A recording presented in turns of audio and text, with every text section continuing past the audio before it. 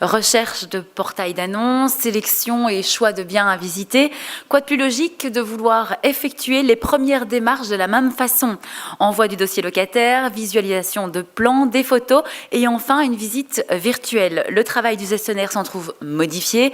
Collaboration avec un prestataire photo ou vidéo, dématérialisation du dossier locataire, état des lieux numériques et chiffrage des travaux en temps réel sont autant de tâches qui sont rendues transparentes. Pour vous en parler, nous avons le plaisir d'accueillir Christophe Voiret, président d'Innovation Conseil, et ses intervenants qu'il va vous présenter d'ici quelques instants. Bonne conférence. Merci. Donc pour cette conférence, nous avons le plaisir d'accueillir Guillaume de Souza, donc Meilleure Visite. Monsieur Astrup, qui lui représente l'UNIS en tant que président de la commission de gestion locative, mais qui est aussi professionnel de la gestion locative, il faut bien le dire. Monsieur Guillaume Lerbette de la société Spot Home. Monsieur Olivier Detour,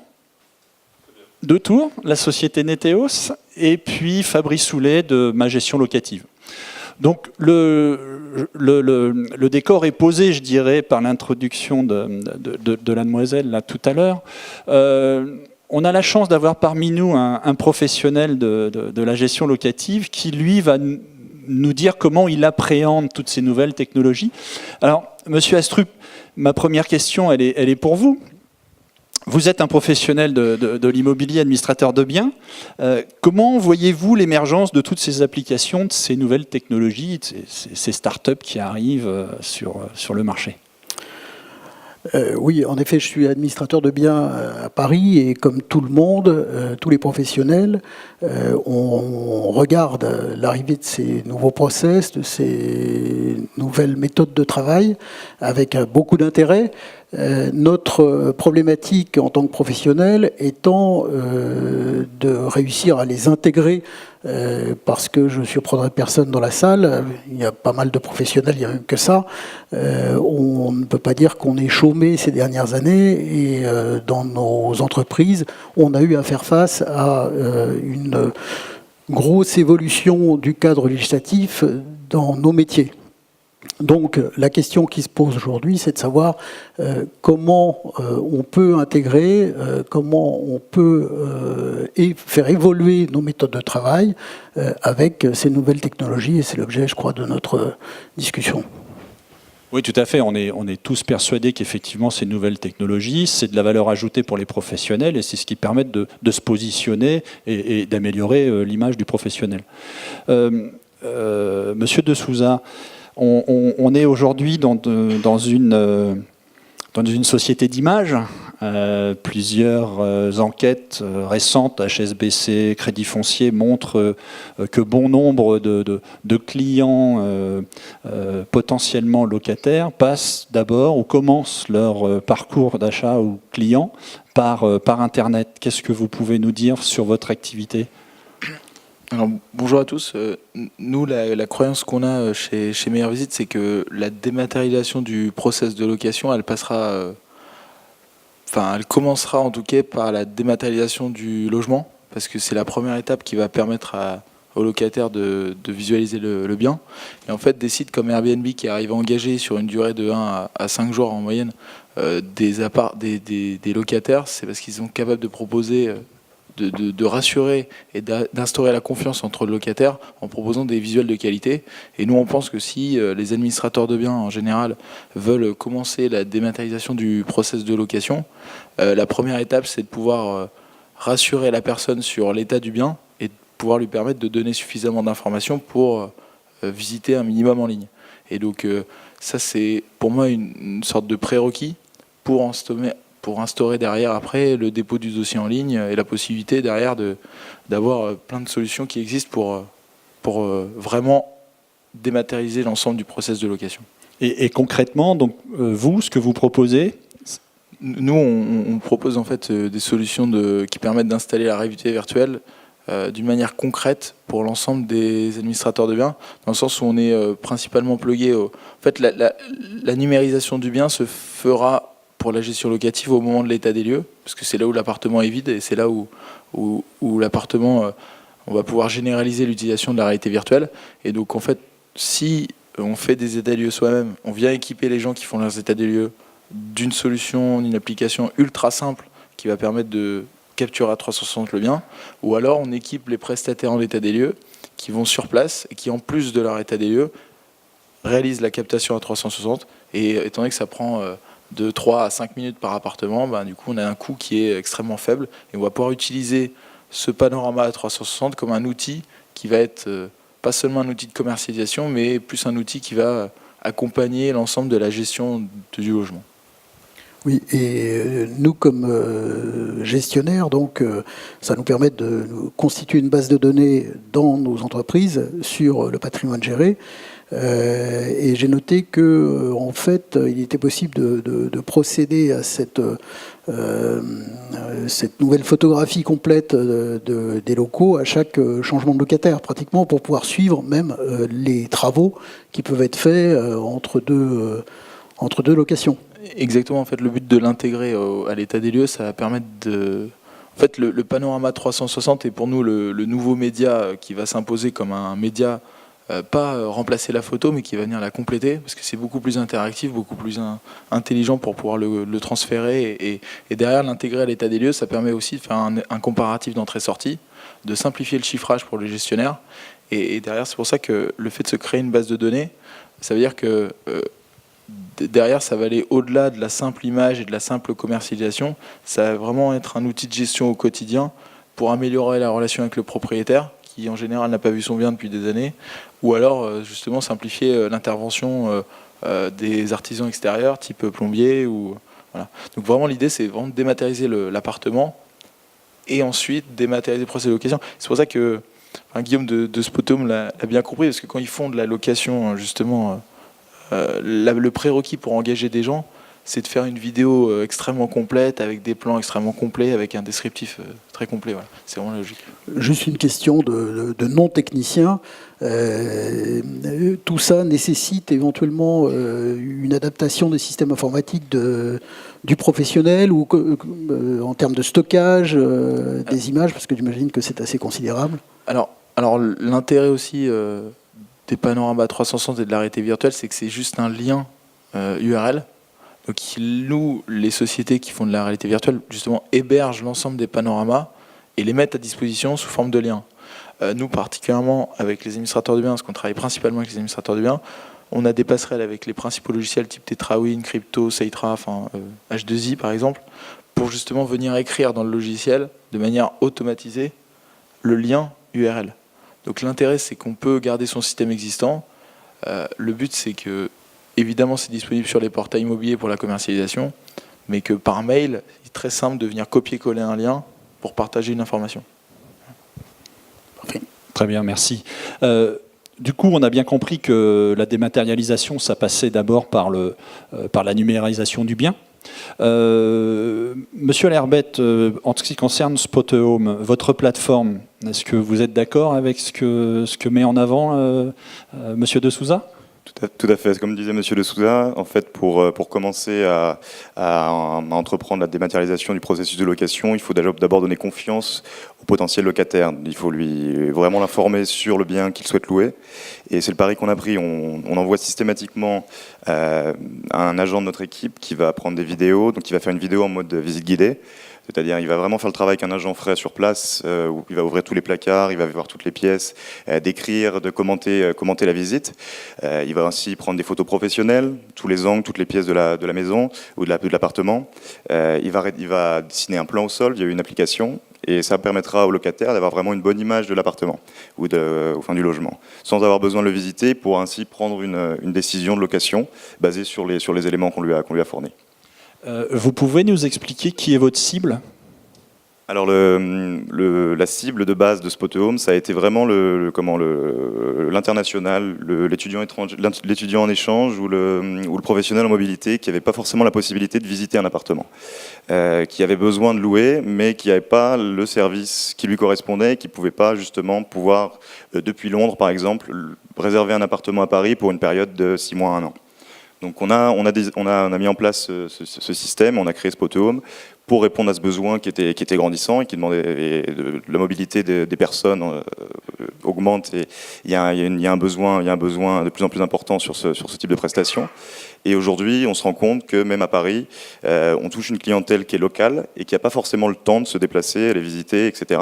Donc on a même une clientèle locale qui souhaite visiter en ligne et qui souhaite plus rapidement pouvoir accéder à un bien. Guillaume, est-ce que on rentre dans les fameux 120 jours pour ce type de location? Alors, la législation à l'heure actuelle n'a pas vraiment établi ce qui était le maximum, enfin la courte durée, la longue durée. Les 120 jours, ils correspondent à ce qui va être de l'allocation, donc l'allocation de vacances, qui répond à 4 critères, c'est-à-dire qui va être donc de courte durée, avec des locataires qui n'éluent pas domicile dans le logement, qui vont être de passage, et avec une certaine récurrence. Donc dans ce cadre-là, effectivement, il y a 120 jours qui sont établis. Nous, aujourd'hui, on est sur une population qui va sur des utilisateurs qui vont élire domicile dans le logement, et qui vont rester, comme je vous le disais, entre 6 mois et 1 an. Donc effectivement, on sort de cette législation qui régule la location de vacances. Ils vont élire domicile. Ça a vocation à devenir leur résidence? Tout à fait. Donc c'est leur résidence principale sur la période où ils sont là en tout cas. Alors ça serait peut-être mieux que ce ne soit pas leur résidence principale. Par rapport à la loi de 89, si on veut pouvoir sortir du cadre de la loi de 89, du cadre de l'encadrement des loyers à Paris et à Lille. Après, comme je le disais, c'est pas une clientèle qui est en vacances. Ils vont vivre sur place, rester plusieurs mois.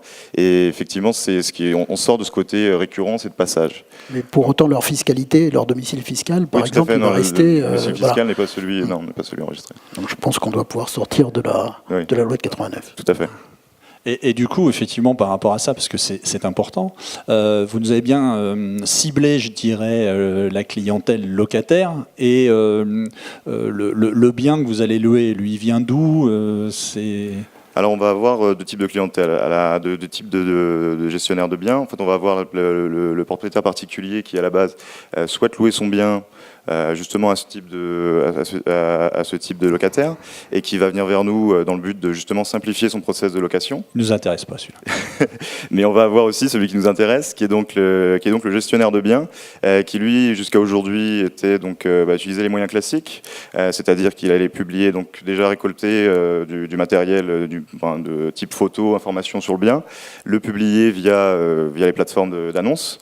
Ensuite, être contacté par les locataires potentiels, établir des visites, récolter des dossiers, et ensuite sélectionner un locataire. Avec nous, c'est un petit peu différent. Du fait qu'on ait justement toute cette visite qui soit en ligne et qui soit réalisée de façon virtuelle, le locataire qui va être mis en contact, qui va en tout cas solliciter le propriétaire ou l'administrateur de biens, va avoir pris une décision qui va être arrêtée. Donc, ce qui se passe concrètement, c'est qu'il va renseigner les dates auxquelles il souhaite louer le bien. Il va indiquer donc les informations sur son profil, les raisons qui font qu'il souhaite louer le bien, pourquoi il va être dans la ville où il souhaite s'installer, etc. Et il va aussi prépayer, autoriser le paiement du premier mois de loyer. Donc ce premier mois de loyer, il n'est pas débité immédiatement. Là, une fois que tous ces éléments sont fournis, on envoie une demande donc automatique au propriétaire ou à l'administrateur de biens qui va pouvoir donc l'étudier et nous dire si oui ou non il est intéressé par ce profil. Donc c'est vraiment pour un administrateur de biens, ce qui va être intéressant, ça va être de justement se passer de toutes ces étapes de visite, publication, réponse à des appels ou emails de personnes pas forcément qualifiées ou intéressées, et donc gagner un maximum de temps dans la commercialisation du bien. Pour autant, il faut qu'il gagne aussi un peu d'argent. Et comment ça se passe au niveau de la rémunération donc de l'ADB qui passe par vous pour louer un appartement qui est géré, par exemple? Alors, un appartement qui est géré, par exemple, comme un appartement géré, nous, on va avoir un modèle de facturation qui ne sera pas un honoraire, qui va être une commission de réservation, qui va être en moyenne de 6% donc, du montant total de la transaction, avec un maximum à 395 €. Sur une ville comme Paris, par exemple, la commission de réservation est de 8%. Grâce à ce plafond, on est en moyenne à 6%. Donc c'est du côté locataire, c'est en fait le locataire qui va sous-traiter sa visite et qui va nous rémunérer pour service. Et ça, il vous rémunère quand? Il paye quand, le locataire? Au moment où on va prélever le premier mois de loyer, au moment de la validation de la réservation, on va aussi prélever notre commission. Et le bail reste fait par l'ADB? Exactement. Le bail reste fait par l'ADB et le montant du premier mois de loyer lui est reversé dans les 24 heures qui suivent l'entrée dans les lieux. Ok. Donc en fait, pour nous, ADB, ça nous permet de proposer à la location un appartement où on a un bailleur qui n'a pas envie de s'engager sur un 3 ans classique. Exactement. Ça vous permet déjà une flexibilité plus importante et puis un gain de temps. C'est intéressant. Tout à fait. Et par rapport à la vacance locative, vous avez des chiffres, vous avez des choses qui... Par rapport à À la vacance locative? À la vacance locative, aujourd'hui, sur des villes comme Paris, on est à plus de 95% d'occupation. Et on est, c'est vraiment pas le souci qu'on a. On a un calendrier de disponibilité des biens, c'est-à-dire que ça va se présenter un peu comme sur les plateformes de réservation pour les séjours vacationnels, pour les séjours de vacances. On va avoir la disponibilité des biens en avance, ce qui fait qu'on va pouvoir proposer des locataires dans une fenêtre de réservation qui va être de 3 mois. C'est-à-dire 3 mois avant la libération d'un bien par un locataire actuel, on est capable de proposer à l'administrateur de biens un nouveau locataire. Très bien, merci. Monsieur Houlet, ma gestion locative. En quoi votre entreprise participe, je dirais, au processus de dématérialisation? Alors nous sommes une entreprise qu'on appelle dans notre métier de nourrice, en fait, d'externalisation de gestion locative. Donc on travaille avec plus de 500 agences immobilières sur tout le territoire français. Alors en quoi participons-nous au quotidien dans le processus de dématérialisation? C'est qu'en fait on y participe à travers le métier de l'agent immobilier que vous connaissez quand vous ouvrez votre agence immobilière, puisqu'on est au contact même des agents immobiliers. On est au contact même des agents immobiliers à travers l'étude de solvabilité pour un candidat locataire sur un logement dont le bien est mandaté en gestion. Ensuite, on intervient également dans le conseil et la facilitation du quotidien de l'agent immobilier pour lui apporter nos outils, nos partenariats. On va donc, nous, jusqu'à la rédaction du bail. On lui propose un projet de rédaction du bail. Ces baux, ils sont rédigés par assistance informatique et ensuite avec signature électronique, de manière à gagner du temps pour l'agent immobilier.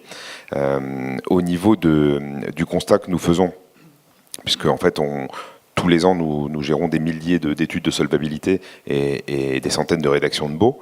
Le constat que nous faisons aujourd'hui, quel est-il? C'est qu'on ne va pas assez vite. Voilà, à mon goût, ça fait 20 ans que je suis dans le métier. Certes, on a des outils. Ce que j'entends, ça me plaît. Voilà, ça me va très bien, on avance. Et en plus, on redore notre blason. Hein, on se professionnalise. Je pense qu'en fait, il y a des priorités. Je ne dis pas que l'annonce n'en est pas une. Hein, ça me va, je confirme. Les priorités, c'est quoi aujourd'hui? C'est de voir, par exemple, un état des lieux de sortie que je reçois en copie pour faire un comparatif avec l'état des lieux d'entrée. Faut pas sourire, Christophe, puisqu'on en a parlé avant ensemble. C'est en fait un état des lieux de sortie qui est écrit en rouge à la main sur un état des lieux d'entrée photocopié. Alors en fait, en soi, juridiquement, ça pose pas de problème s'il est signé et s'il est conforme. La seule chose, c'est aussi l'image que l'on donne de nous et de notre profession. Quand on facture, maintenant on a le droit de le faire, des états des lieux, en fait, je pense qu'on mérite mieux en termes d'image. Et moi, ce que j'ai envie de dire à ceux qui font aujourd'hui encore ça, et c'est pas grave parce que j'assume, je l'ai fait, donc y a pas de... On est entre nous. Voilà, je dirais qu'aujourd'hui, il faut franchir le pas. Franchir le pas dans la dématérialisation, en fait, il faut passer à l'acte.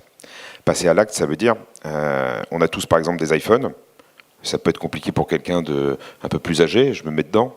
c'est moins compliqué pour les plus jeunes. Je pense que quand on fait aujourd'hui un état des lieux sur tablette PC, j'ai pas de participation dans les entreprises qui font ça, c'est juste un constat, c'est qu'en fait, on a une capacité finalement à faire plus de photos, à faire aujourd'hui un relevé des compteurs photographiés avec un historique.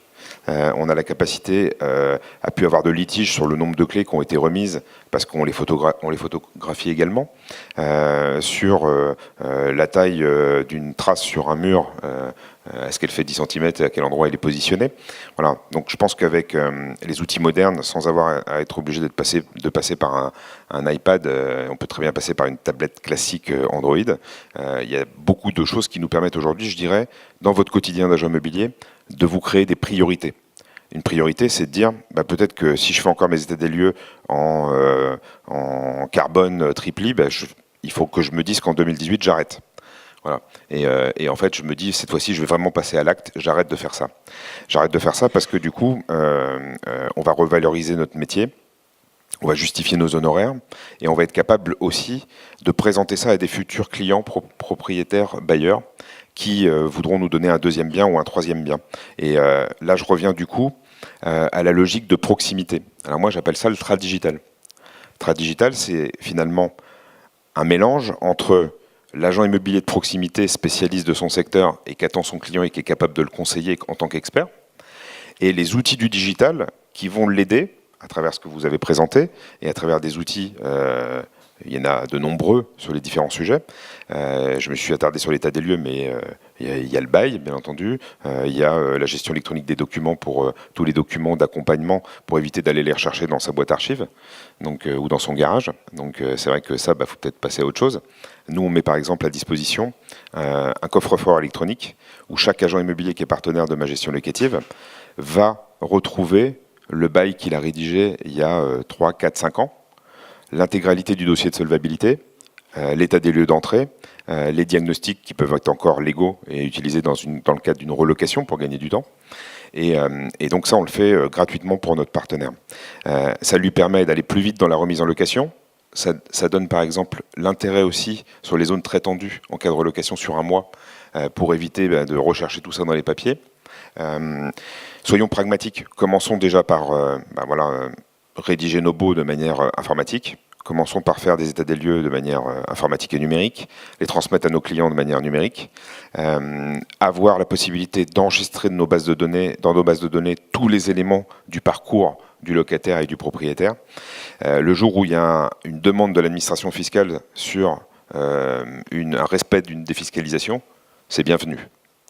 Donc voilà, je pense qu'en fait, dans tout le parcours, il faut qu'on commence, et nous on en discute avec les agents immobiliers avec qui on travaille, on les aide dans la prise de décision parce que parfois, ils se disent « je ne vais pas y arriver en fait, puis je ferai ça plus tard ».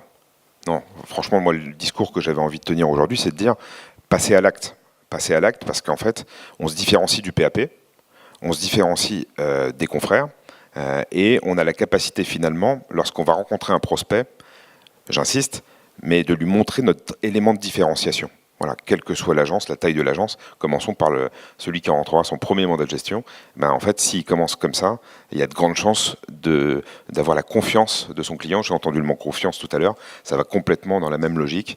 L'ADB qui fait bien son travail, c'est un ADB qui finalement va s'entourer d'outils, des bons collaborateurs pour le faire, et qui va donc du coup répondre à la demande de ses clients. Monsieur Astrup, un commentaire par rapport à... Je vous voyais... Je peux rejoindre ce qui a été dit sur le développement de toutes ces nouvelles technologies. Monsieur Detour, Neteos, quand on a préparé donc cette conférence, cette table ronde, vous avez utilisé un mot qui m'a bien plu, et je me suis dit, tiens, j'en avais beaucoup entendu parler dans la distribution, dans la grande distribution, c'est multicanal. Alors en quoi votre application, elle est multicanal ? Alors, bonjour. Nous, notre métier, c'est de l'intelligence artificielle. On analyse des dossiers justificatifs, donc des pièces, des justificatifs de revenus, d'identité, de domicile, des RIB.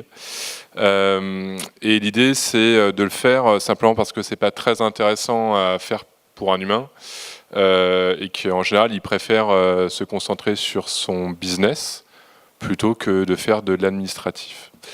Et aujourd'hui, donc, les projets qu'on a eus avec donc des professionnels de l'immobilier, on a construit des portails qui permettent aux futurs locataires de constituer par eux-mêmes leur dossier en ligne et d'être accompagnés en temps réel.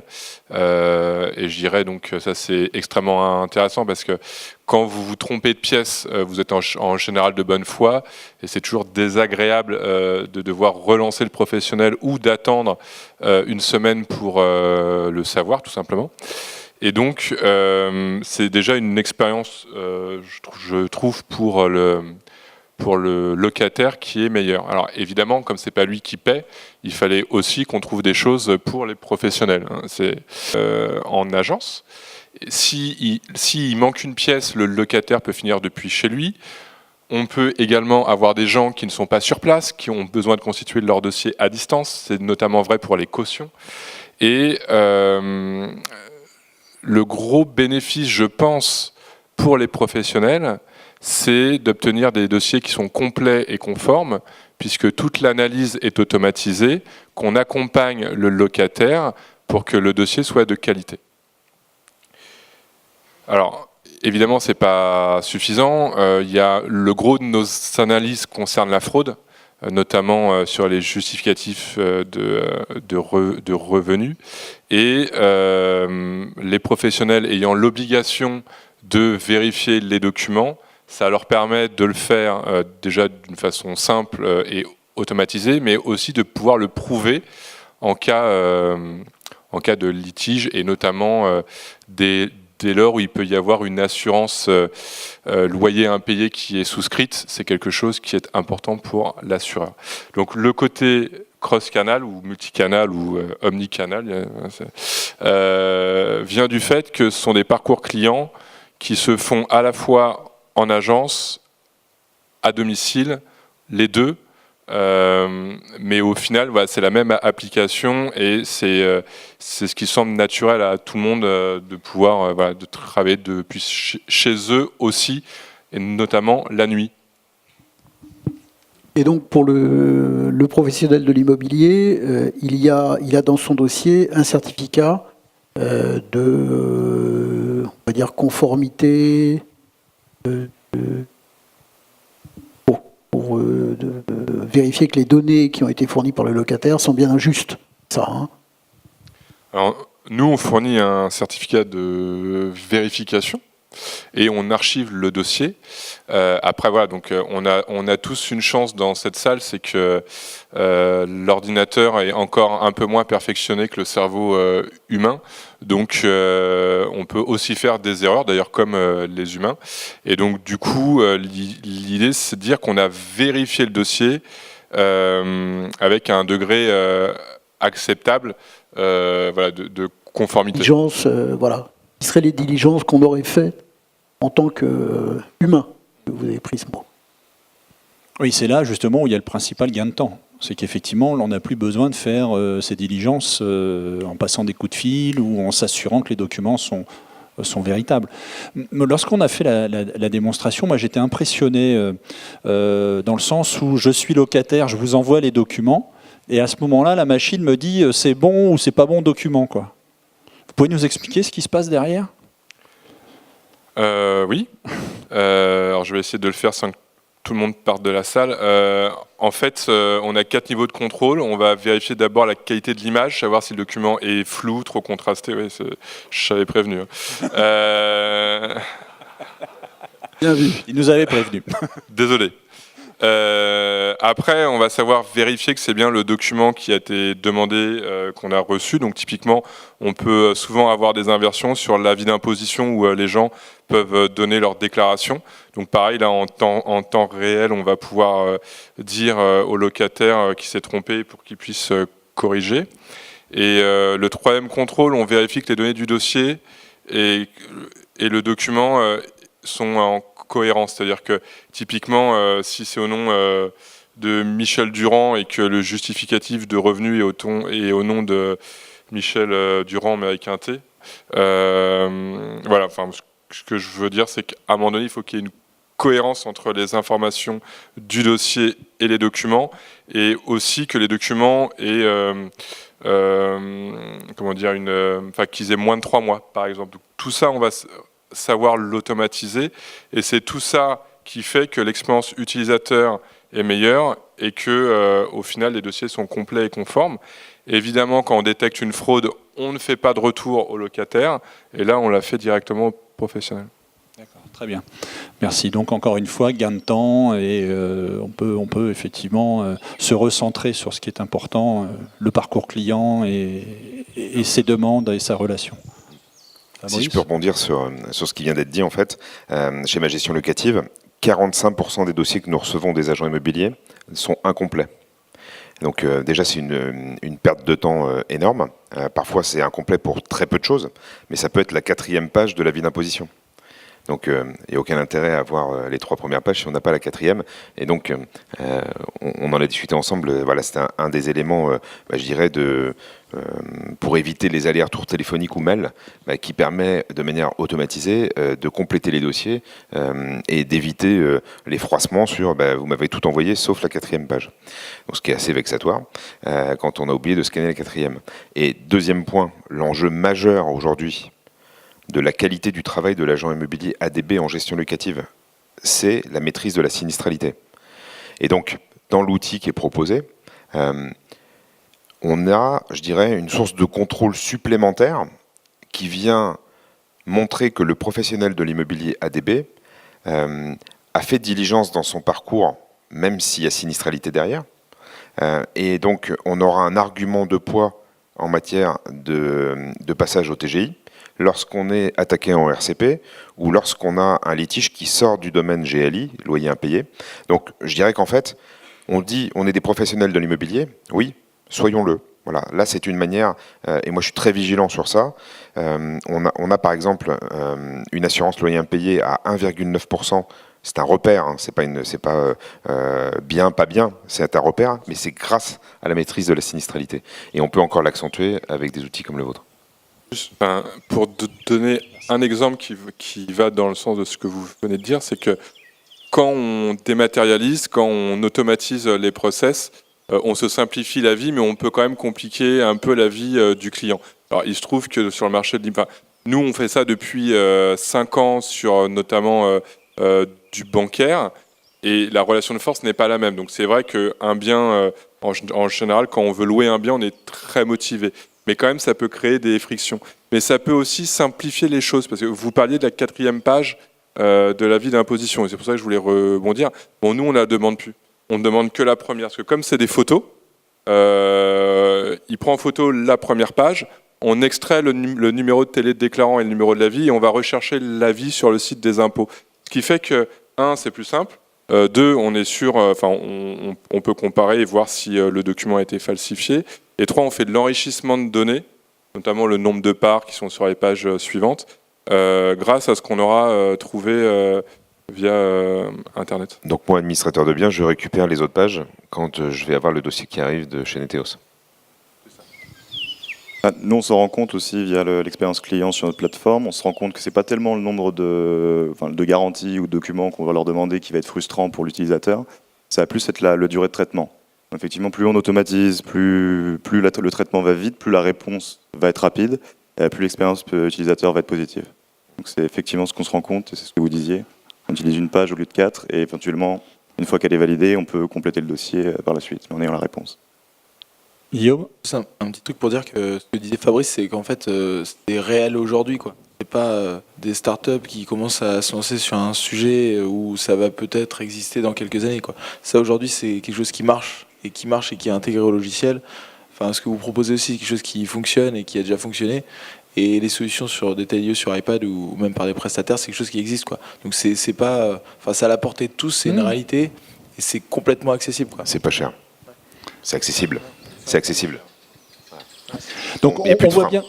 Excusez-moi, mais du coup on va être obligé de conclure parce que c'est l'heure et il nous envoie les oiseaux, donc ça veut dire qu'il faut qu'on s'en aille. Donc on voit bien que la dématérialisation du processus de location, c'est redorer, je dirais, l'image du professionnel, c'est lui permettre de libérer du temps pour faire autre chose. Monsieur Astrup, votre vision syndicale de toutes ces choses-là, en quelques mots, s'il vous plaît. En fait, on voit bien qu'on a toutes ces nouvelles technologies qui arrivent. Notre vision, notre objet, c'est d'accompagner évidemment les professionnels de l'immobilier dans l'appropriation de ces nouvelles méthodes de travail, de ces nouveaux outils. Et puis aussi, c'est de mettre en avant, de pointer un certain nombre de choses qui nous entravent dans cette évolution technologique. Je pense par exemple, dans le domaine de la signature électronique, on bute tous sur le problème des cautions personnes physiques avec, vous savez, la tartine qu'il faut faire écrire par le père, la mère du locataire étudiant qui vient s'installer à Paris, qui en général n'habite pas à Paris, donc il faut envoyer ça par la poste, attendre que tout cela revienne par la poste pour pouvoir enfin mettre en place le bail et confier les clés. Donc ça, c'est un sujet. Je vise un autre sujet aussi dans le décret des pièces justificatives qui a été pris donc dans le cadre de la loi Allure. Vous savez qu'on n'a plus le droit de demander un RIB. C'est quand même un peu absurde. On nous a expliqué que la raison de cette décision, c'était qu'il ne fallait pas faire de discrimination, alors que la France est l'un des pays les plus bancarisés du monde, et qu'on vous demande un RIB pour souscrire le moindre abonnement téléphonique. Donc voilà, ce sont parmi d'autres sujets, donc le travail du syndicat professionnel UNIS que je représente. Très bien, merci. Merci de votre attention. Merci. Et puis rendez-vous l'année prochaine donc pour voir si le législatif a rattrapé les évolutions techniques. On verra bien. Merci.